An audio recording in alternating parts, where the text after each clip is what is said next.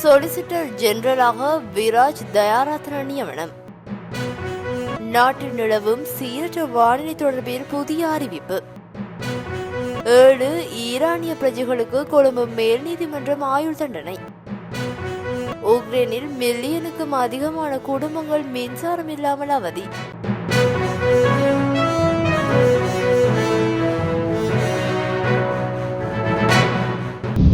ஜனாதிபதி சட்டத்தரணியும் சிரேஷ்ட மேலதிக சொலிசிட்டர் ஜெனரலுமான விராஜ் தயாரத்ன புதிய சொலிசிட்டர் ஜெனரலாக உத்தியோகபூர்வமாக நியமிக்கப்பட்டுள்ளார். 2020 ஜனவரி முதல் 2023 ஜனவரி வரை அவர் இலங்கை பிணையங்கள் மற்றும் பரிவர்த்தனை ஆணைக்குழுவின் தலைவராக பணியாற்றினார். தென்மேற்கு வங்காள விரிகுடாவில் நிலவும் ஆழ்ந்த காற்றழுத்த தாழ்வு நிலை இன்றையின் பின்னர் படிப்படியாக குறையும் என வளிமண்டலவியல் திணைக்களம் தெரிவித்துள்ளது.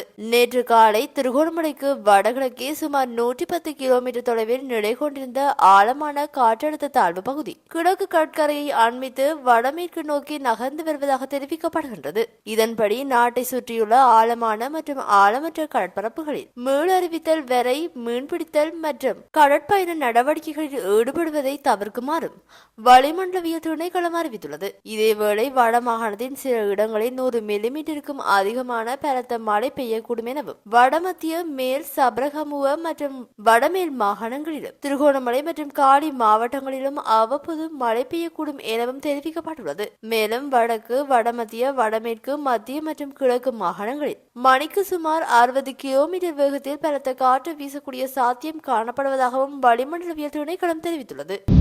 2019 ஆண்டு கொழும்பு மட்டக்குழி கரையோர பகுதியில் 425 கிலோவுக்கும் அதிகமான ஹெரோயின் போதைப் பொருளை கடத்திய குற்றச்சாட்டில் குற்றத்தை ஒப்புக்கொண்ட 7 ஈரானிய பிரஜைகளுக்கு கொழும்பு மேல் நீதிமன்றம் ஆயுள் தண்டனை விதித்துள்ளது. பிரதிவாதிகள் குற்றத்தை ஒப்புக்கொண்டதை அடுத்து கொழும்பு மேல் நீதிமன்ற நீதிபதி RSS சபுவிட இந்த தீர்ப்பை வழங்கியுள்ளார். 2019 ஆண்டு ஜூலை மாதம் 12ஆம் தேதி கொழும்பு மட்டக்குழிக்கு அருகில் உள்ள கடற்கரையில் 425 கிலோகிராம் ஹெரோயின் போதைப் பொருளை கொண்டு செல்லும் போது போலீஸ் போதைப் பொருள் தடுப்பு பிரிவினரால் கைது செய்யப்பட்டுள்ளனர். இதன்படி சட்டமா அதிபர் பிரதிவாதிகளுக்கு எதிராக கொழும்பு மேல் நீதிமன்றில் உயர் குற்றச்சாட்டுகளை தாக்கல் செய்தார். இந்த வழக்கு நேற்று விசாரணைக்கு எடுத்துக் கொள்ளப்பட்ட போதே பிரதிவாதிகள் தமது சட்டத்தரணி ஊடாக இது தொடர்பான குற்றச்சாட்டை ஒப்புக்கொள்வதாக நீதிமன்றில் அறிவித்த நிலையில் இவ்வாறு தீர்ப்பு வழங்கப்பட்டுள்ளது.